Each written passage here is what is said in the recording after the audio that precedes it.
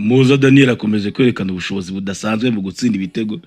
Urebye nk'igitego yarayatsinze Matara United dufite kubona ari finishing nyine isanzwe, ariko hari ubuhanga babubwisha inyuma nyine, ntago wapfa gutsinda ibitego gutyo gusa. Ino action yirebye urabona ko baro ahereye ku ruhande rw'iburyo, Kudus mbere na mbere kuri hari ingingo runo ruhande rw'iburyo amaze kurudadira abakinyi batandukanye, none yaramaze kuzana Obedi nawe uzi kuzamuka. Reba noneho reba ino action kugira ngo ereke uburyo Muza Daniel azi guhagarara cyafite maturité mu mikinire ye idasanzwe ku myaka ye. Noneho urabona ino kipe yari contre attaque, ariko ubuhanga yakoresheje n'ubuhe ni buno sasa.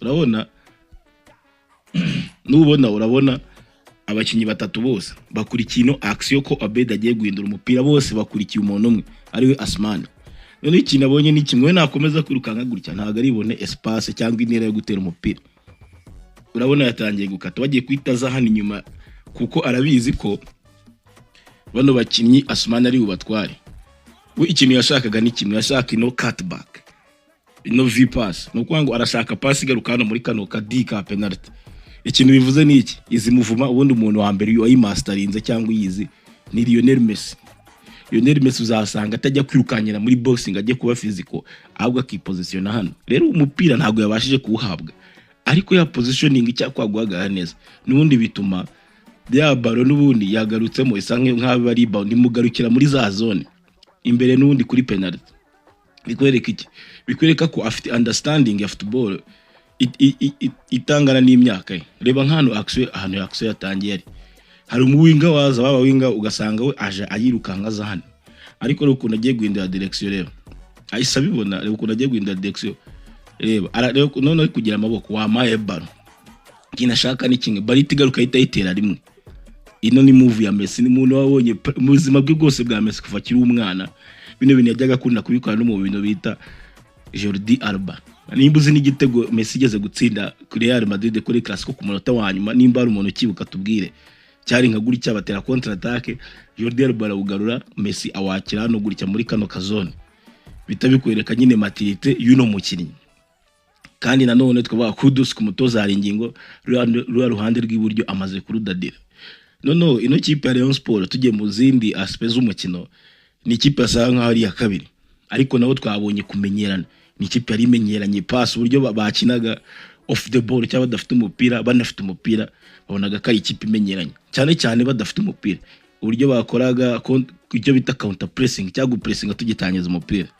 Ariko dusubiye ku gitego cya mbere cyafunguye umukino cyatsinzwe na Boris Beno, iki gitego urajya gusanga tactique zikisha inyuma nizi. Iyi kipe ya Madare yari guha umwanya uhagije aba defenseur bare mu gice cya mbere, nukuvuga ngo babaga umwanya uhagije, ni ukuvuga ngo abandi bajyaga gufunga abandi bakinyi bagasubgara aba defenseur bonyene.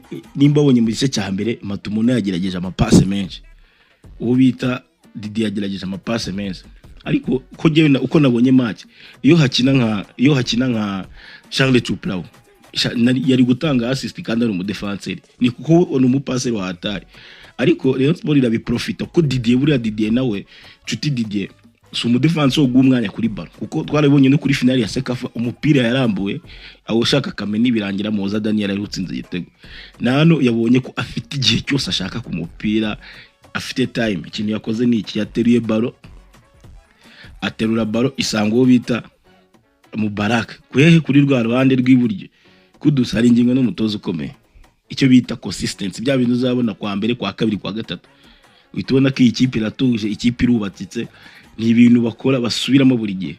None ikintu nakunze kuri runo ruhande, buri wese wajya wese, yaba ari Ritatu, yaba ari Zuberi wigaragaje mu gice cya mbere, yaba ari Didier wari uri kuri kabiri, ndayishimiye Didier, bose birangira bakubyaye umusaruro. Kuko nimba igitego cya Muza Daniel cyaturutse kuri Obed, icyambere cyaturutse kuri ndayishimiye Didier, ukabuza uruhare rw'ibitego kapiteni Kabange yagize muri Sekafa. Nuko ngo ni ibintu we yashyiraho icyo bikwere ku mutozo ukomeye, ubu nazana wese hariya arakora akazi. Nashyira ndayishimiye Didier, iyo assist arayitanga, nashyira Obed arahindura imipira nk'itatu muri box, nashyiraho bita kapiteni Kabange nawe arahindura imipira muri box. Icyo bita consistency, guhozaho. Buri ikipe zikomeye ziri predictable, niko kantu gasekeje nyine, ubuzi ikintu ziri bukore. Ahubwo ikigoye ni iki, no kumenya kubihagarika. Wa mupira bawuranze ku ruhande rw'iburyo, usanga uwo bita Mubaraka controle nziza cyane. Mubaraka wa n'umutekinisiye, reba ya move kuko barabizi ni message afashe baro. Reba hano Didi yageze, reba hano Didi yamaze kugeza, yamaze gukora icyo bita overlap, yamaze kuzenguruka uwo bita Mubaraka. Arashaka ewana, arashaka iyo pass, Mubaraka ahita akamucomekera ewana. N'uwo bita Ndayishimiye Didi yahindura umupira, usanga uwo bita Boris Benu ahita awudepoza deuxième poto mo hejuru. Noneho Boris Benu nawe abarebe buriya bamwibejeho bakiza baseka atari umuhanga kuko icyo gihe yakinaga kuri karindwi. Suko karindwi adasanzwe ayikina, no umwanya we nawe arawukina w'umupolivala. Ariko njyewe sinzi nimba ari njyewe nabonye ari mwiza kuri 11. Uzi impamvu?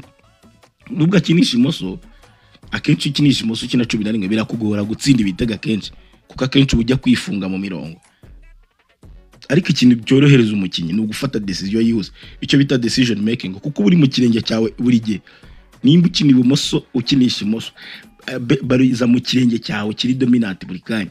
Noneho ikintu ukora ni kimwe, ufata ibyemezo byihuse, abikora vuba. Yari ku imipira myinshi, yakoresha amafote menshi, bikwereka icyo bita squad depth n'ama option deyifite. Yazana Muza Daniel ukinisha indyo, akaza akagucenga akagutwara akanatsinda. Ariko Boris Benu nawe yarangiza nawe akaza ya mosoye agatera cross zihuse.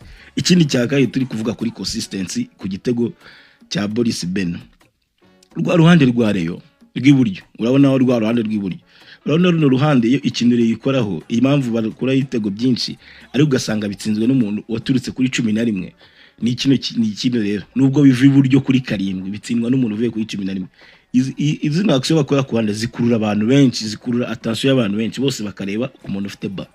Bivuze iki? Bivuze ko ha muntu uri deuxième poto uri gucunga ari kure, akenshi azisanga wenyine atsinda igitego wenyine. Nimba ibitego Daniel Muza ajya atsinda usibye cyuno munsi, akenshi azisanga ari inyuma wenyine. Umuntu wabitsinze cyane ati Sokojo wowe afata baro ugasanga bakurikiye umuntu ufite baro, none we agasigara inyuma ari kure.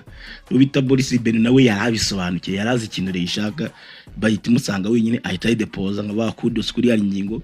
Ino ni nuze akabiri tukunda kubona, ni ibintu bigara uza kuri match ari yuzi kuri ubikore na adversaire aza kuri match azikoreye ibi mu bikora, ariko ntaga bafite ubushobozi bwo kubihagarika.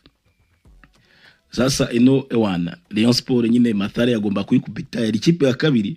Uri yari bari nk'ikipe yambaye kwitera nka 2. Ibaze ko ikipe nka corner bayite corner yijyana. Sasa ikina gitego cyashimije abare uko cya gitego cyambaye cya 3 washatse igitego, yashatse igitego cyane, abare baramukunda baramusupportinga ko azagapira ikipe arayicenga akayitwara. Ariko nawe yari akeneye igitego, none gutsinda igitego cye cyambere muri ubu buryo ewana ibintu bidasanzwe, spectacle kabisa, yashimije abafana.